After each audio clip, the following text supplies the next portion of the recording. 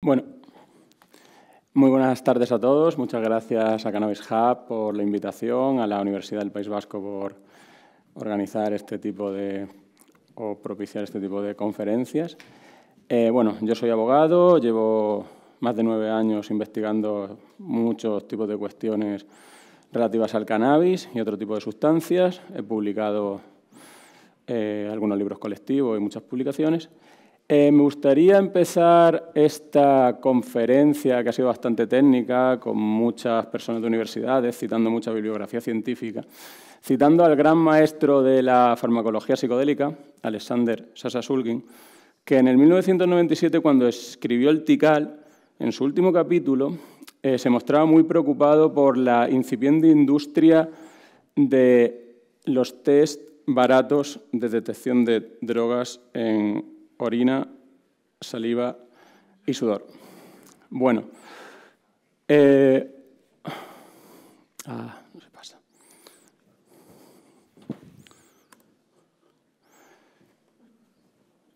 Bueno, vamos a empezar hablando de la historia del análisis de las muestras de cannabis en España. Para entender esta cuestión, tenemos que tener en cuenta que en el año 2001 y posteriormente en el año 2003 el Tribunal Supremo encargó al Instituto Nacional de Toxicología un informe sobre dosis de consumo diario y dosis mínimas psicoactivas de diferentes sustancias, y en el caso del cannabis, este Instituto Nacional de Toxicología decía que el cannabis tiene entre un 0,4 y un 6% de THC. Este informe ha valido para que el Tribunal Supremo, que se lo ha creído como si de un dogma de fe se tratara, porque ellos no entienden de farmacología y se creen a pie juntillas lo que diga el Instituto Nacional de Toxicología y la Agencia Española del Medicamento, sirva para que en el Estado español se haya creado una jurisprudencia que entiende que en el caso del cannabis, al contrario que la cocaína y la heroína, no hace falta calcular el porcentaje de THC, porque el cannabis siempre tiene THC. Y además la Convención de 1961 fiscaliza la flor de cannabis y no habla del THC. Claro, porque es que el tetrahidrocannabinol se descubrió en el año 1964 por el profesor Rafael Mechúlem, 3 años después de que se hiciera la convención. Pero es que a sensu contrario, el Tribunal Supremo sí que ha venido todos estos años fiscalizando la hoja de la cannabis, que no está incluida en ese convenio del 61 y que está expresamente excluida por los comentarios al convenio, que muy poca gente conoce, con la premisa de que la flor de cannabis tiene THC. Y esto ha servido para que mucha gente esté en prisión cuando los tribunales de justicia le tienen en cuenta el peso de la hoja de cannabis, y al superar los 10 kilogramos pues puedes entrar en prisión. Sí que es verdad que esto ha sido la piedra angular de los abogados del cannabis, ¿no? Presentando informes periciales, quitando esas hojas, ¿no? Interpretando bien los convenios, y muchas audiencias provinciales, muchos juzgados de lo penal no las han tenido en cuenta, pero muchos otros sí que las han tenido en cuenta. Hasta la sentencia de 205/21 de 20 de mayo, que el Tribunal Supremo por fin dice que la hoja de la cannabis no la tenemos que tener en cuenta. Pero es que además estas tesis han valido para que, como ha dicho el compañero Bernardo, tanto la Agencia Española del Medicamento como la Fiscalía hayan atacado de manera vehemente a todos los cultivadores de cáñamo industrial con la premisa de que la flor de cannabis o de cáñamo siempre es droga, tenga o no tenga THC. Y esto nos ha resuelto hasta la sentencia 288/23 de 25 de abril, que el Tribunal Supremo dice que el cannabis es droga a partir de 0,3%, porque, bueno, como así lo dicen las directivas de la Unión Europea sobre inclusión de semillas en el registro de variedades, entiende el Tribunal Supremo que a partir de 0,3 afecta a la salud, cuando eso no se dice en ninguna directiva europea, por lo tanto viola el principio de legalidad, y que aquí lo único que tenemos es el protocolo STNAR 40 de Naciones Unidas, que dice que se supere claramente o que se haga el índice de psicoactividad, THC más CBN partido CBD. Por lo tanto, hay una vulneración del principio de presunción de inocencia, del principio de proporcionalidad, porque aquí es como si, yo lo comparo un poco el cáñamo industrial como el juego del calamar. Vamos a ver, aquí si la flor de cáñamo no te da 0,3, te forras, y si te pasas, ¡pum! ¿No? No. Pero es que espérate, que hablando de aquí, de técnicas de análisis, ¿no? Rubén ha hecho una conferencia maravillosa sobre las nuevas tecnologías de análisis, tenemos gente de iLacket, ¿no? Que utiliza test de cromatografía de capa fina, que son confirmatorios en festivales, que se hacen rápido, más o menos rápido, y que confirman la detección de las sustancias. Pues bueno, en España, en muchas áreas de sanidad, como por ejemplo Murcia, de donde yo vengo, o Canarias, Galicia me parece que también, no tenían cromatografía de gases acoplada a espectrómetro de masas. ¿Y cómo analizaban las muestras de cannabis? Con un reactivo Duquesnoy colorimétrico presuntivo que ni siquiera indica que es cannabis, que hay gente en la cárcel sin ni siquiera saber si eso era cannabis o no.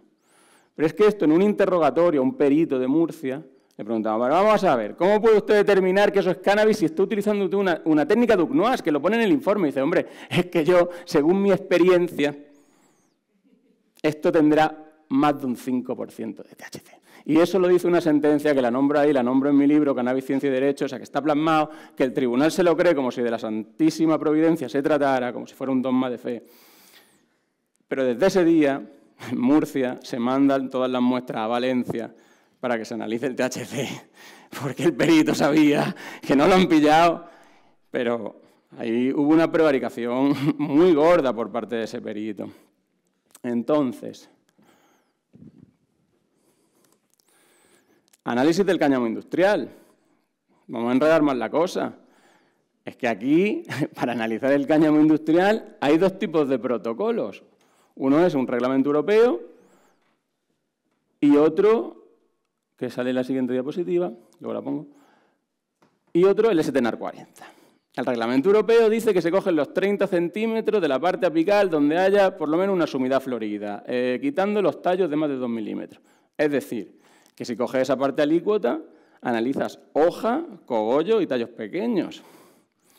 El protocolo STNAR 40 y luego aparte de, no sé de 50 plantas, luego hay un protocolo de 200. Bueno, el STNAR 40 y la segunda guía práctica del 18 dice que son 20 centímetros de la parte apical, de 30 plantas.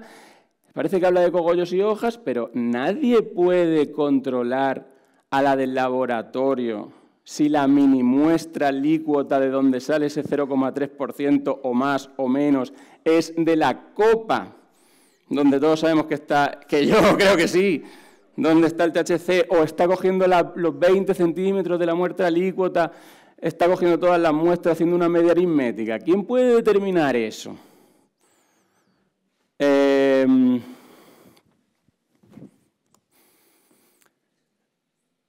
Por lo tanto, eso, que como conclusión, que aquí tenemos un desfase total con ese informe del Instituto Nacional de Toxicología, que bueno, yo he pedido por portal de transparencia, porque en Internet solo está la tabla resumen, nunca hemos conocido esas dosis mínimas psicoactivas de dónde vienen, esas dosis de consumo de dónde vienen, y me encuentro que no tiene bibliografía científica aparejada, que hay una triste leyenda que luego pondré, me traigo las pruebas, porque yo esto luego lo cuento y no me creen, y bueno, dice eso del 0,4 y 6% de THC en el caso de la marihuana, sí que pone alguna bibliografía en cannabis, pero luego con las otras drogas hace una horquilla.